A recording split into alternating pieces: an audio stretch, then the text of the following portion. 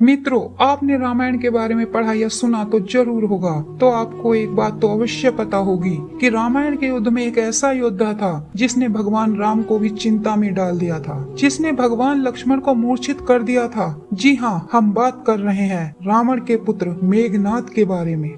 दोस्तों, मेघनाद एक पितृभक्त पुत्र था। यह जानते हुए भी कि राम भगवान हैं और उसके पिता ने सीता का हरण करके गलत कार्य किया है, इसके बावजूद भी उसने पिता का साथ नहीं छोड़ा। उसने पिता को समझाने का प्रयास अवश्य किया, लेकिन उन्हें त्यागा नहीं था। वह आखिरी सांस तक पिता की तरफ से युद्ध करता रहा, लेकिन आखिर में वह लक्ष्मण के हाथों मारा गया। लेकिन मित्रों, क्या आप जानते हैं मेघनाद के मृत्यु के बाद उसकी पत्नी सुलोचना के साथ क्या हुआ था? अगर नहीं तो आज हम आपको सुलोचना के बारे में ऐसी जानकारी देने वाले हैं जिसे सुनकर आपके होश उड़ जाएंगे।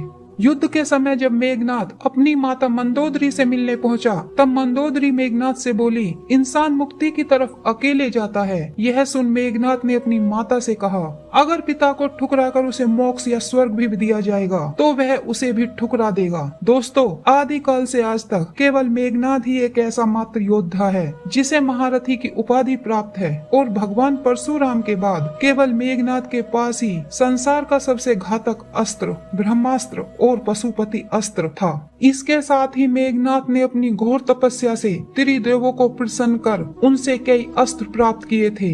मेघनाद ने स्वर्ग के देवताओं को भी पराजित कर दिया था, और इंद्र को पराजित करने के बाद ही उसका नाम इंद्रजीत पड़ा था। मेघनाद की ताकत का यहाँ से पता लगाया जा सकता है। उसने अकेले ही सुग्रीव की आधी वानर सेना को समाप्त कर दिया था। यहाँ तक भगवान राम और लक्ष्मण भी उसकी मायावी शक्ति के सामने बेबस हो गए थे। मेघनाद का रथ कभी दिखाई देता तो कभी आकाश में गायब हो जाता, और इसी मौके का फायदा उठाकर उसने भगवान श्री राम और लक्ष्मण जी पर नागपाश अस्त्र का प्रयोग कर दिया था। इस अस्त्र का प्रभाव इतना था कि जिस किसी को भी यह अस्त्र लग जाता था वह अगले दिन का सूरज नहीं देख पाता था।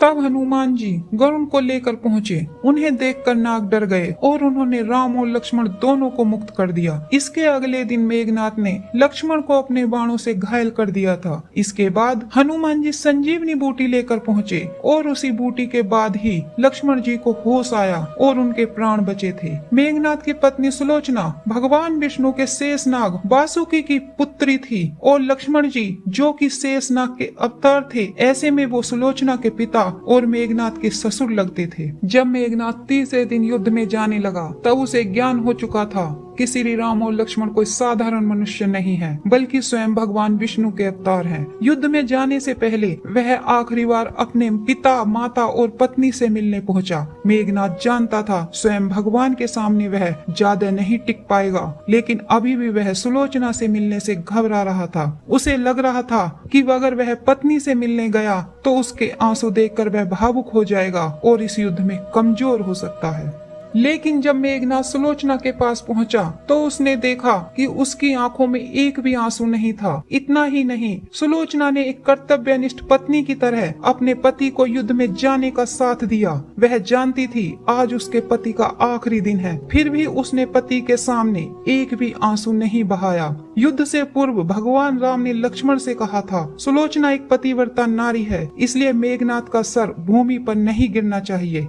लक्ष्मण ने मेघनाद का सर धड़ से अलग करके उसके सर को श्री राम के चरणों में रख दिया। भगवान राम सुलोचना को संदेश देना चाहते थे कि उसका पति वीर गति को प्राप्त हुआ है। इसी वजह से उन्होंने मेघनाद का दाहिना हाथ काटकर सुलोचना के पास भेज दिया। हाथ देखकर सुलोचना को यकीन नहीं हो रहा था, इसलिए उसने भुजा से युद्ध का वृत्तांत लिखने को कहा। तब मेघनाद की कटी भुजा ने युद्ध का सारा वाक्य लिखकर सुलोचना को बताया। सुलोचना ने भुजा को उठाया और वह सीधा रावण के पास पहुंची, जहां उसने अपने पति के साथ सती होने की आज्ञा मांगी। लेकिन पति के सर और धड़ के बिना सुलोचना सती नहीं हो सकती थी, इसलिए उसने भगवान राम से उसके पति के सर को ले आने की आज्ञा मांगी। भगवान राम ने उसका आदर सत्कार किया और सुग्रीव को मेघनाद का सर लाने के लिए कहा। वहाँ मौजूद हर कोई यह जानकर हैरान था कि सुलोचना को युद्ध के बारे में कैसे पता चला। तब सुलोचना ने बताया, उसे मेघनाद की भुजा ने पूरी कहानी सुनाई। वानर राज सुग्रीव ने जैसे ही यह बात सुनी, उन्होंने सुलोचना से कहा, अगर तुम्हारे पतिव्रता धर्म में वाकई इतनी शक्ति है तो तुम अपने पति के कटे हुए धड़ को वापस जोड़ कर दिखाओ।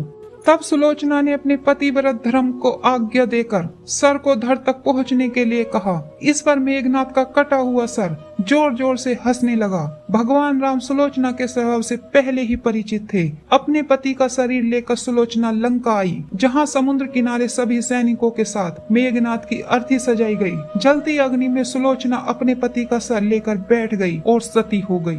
दोस्तों, क्या आप इस कहानी के बारे में पहले जानते थे? यदि हाँ, तो हमें कमेंट में लिखकर जरूर बताएं। वीडियो पसंद आई हो तो वीडियो को लाइक करके वीडियो को अपने दोस्तों और रिश्तेदारों में शेयर करें। चैनल पर अगर नए आए हैं तो चैनल को सब्सक्राइब करना न भूलें। जय श्री राम।